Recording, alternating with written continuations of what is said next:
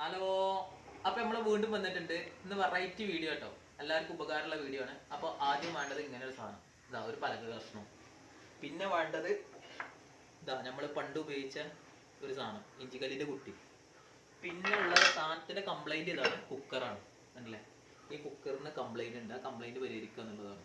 കണ്ടോളൂ കേട്ടോ, ഇത് ഈ ടേബിൾ ഇങ്ങോട്ട് അടിച്ചാൽ ഈ ടേബിൾ വെച്ചാണ് കുക്കർ ഇങ്ങനെ നിൽക്കുള്ളൂ. അതിന്റെ അടിഭാഗം ക്ലിയർ ആവും. അപ്പൊ അതിനുള്ള ഒരു പരിഹാരമാണെന്ന് കാണിച്ചു തരുന്നത്.